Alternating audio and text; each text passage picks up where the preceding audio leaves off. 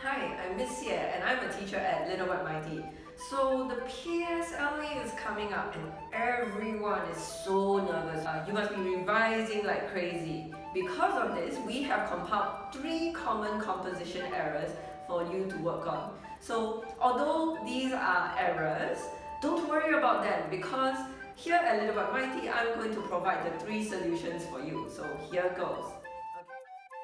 The first error that you need to look out for is writing too much dialogue. Writing dialogue is great. Using a good line of dialogue can actually make the story come to life. However, a lot of students like to write endless lines of dialogue. Okay, so let's take a look at this example. Let's say I'm writing a story and Tom is drowning. Some students get carried away and they do this. Help! Help! I'm drowning! Tom exclaimed. Oh no! Someone save him! He's drowning! Tom's friend Bruno screamed. What is happening? The lifeguard asked. Although using dialogue can be great, do you see how there's too much dialogue here?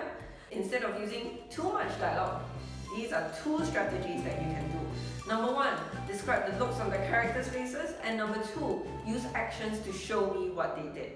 Okay, so instead of using the additional 2 lines of dialogue, what we can do is this. Help! Help! Tom exclaimed. With his arms thrashing and flailing about, he felt the waves pull him under.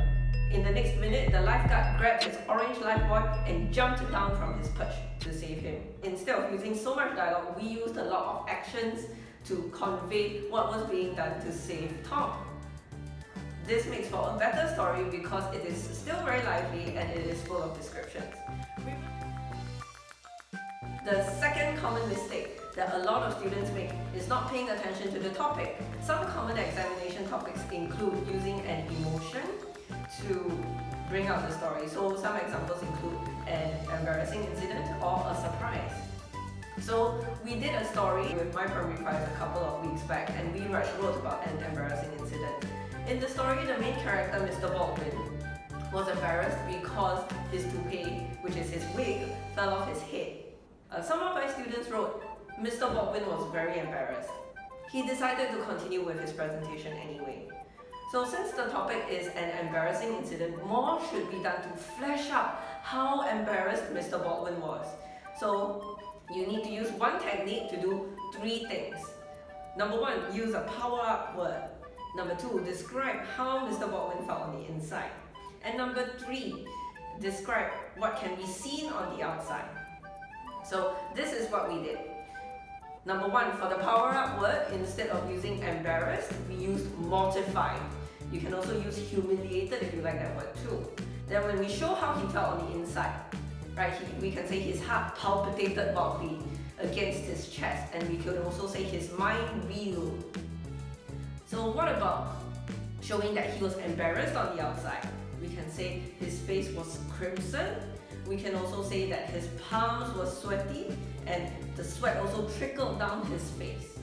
So in this way, we focus on the climax of the story and then we are able to flesh out how embarrassed Mr. Baldwin was, and thereby we concentrate on the topic.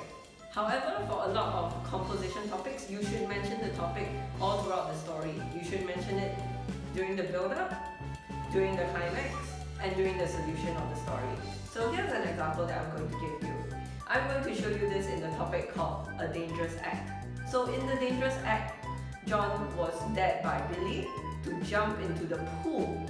During the build-up, John can actually think to himself, I'm not really sure I want to jump into the pool because it's really dangerous and I cannot swim. In the climax, you can relay John's thoughts and tell us what he is thinking because he has been forced to jump into the pool by Billy. You can have him think, oh no, I'm done for, no one will save me. Finally, in the solution, when the lifeguard scolds John, he can say, what were you thinking? Don't you know that jumping into the deep end is dangerous? In this way, you make sure that you adhere to the topic because the topic is touched on in the build-up, in the problem, and in the solution. Ta-da! Finally, mistake number 3, your conclusion is not developed. So over the years, I've marked many compositions and I've come across this sentence so many times. Okay, so what students like to write is that this incident will be etched in my mind forever. Okay, but as a marker that has me going, what is so memorable about this incident? You need to explain it to me and flesh it out to the reader. In fact, it is also good to touch on the topic that you were writing about so that you can secure marks. So instead of writing, this incident will be etched in my mind forever, you can say, never will I forget the time I had to choose between my best friend or telling on her to the teacher. How I wish she had not committed this misdeed. Luckily, we are still friends, but I never wanted to be caught in between the devil and the deep blue sea. In this case, you can clearly see that the writer was writing about a dilemma.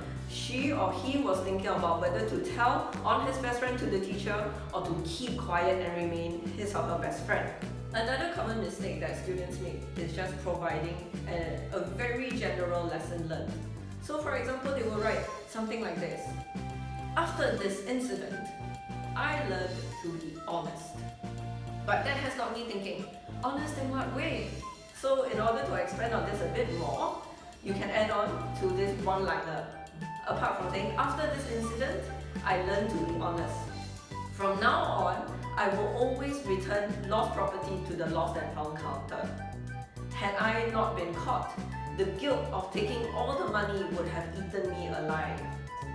So can you see how, with this elaboration, that the topic is fleshed out a little bit more?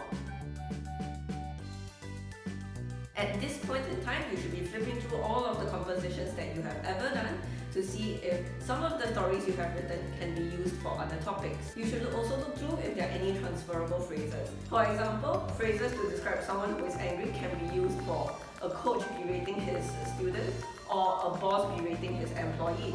Moreover, if you can, set your story in interesting locations or write from a different point of view. Lastly, you have worked so hard for this, so remember you can do it. The Lil But Mighty team and I wish you all the best. Be kind, be curious, and I will see you again soon.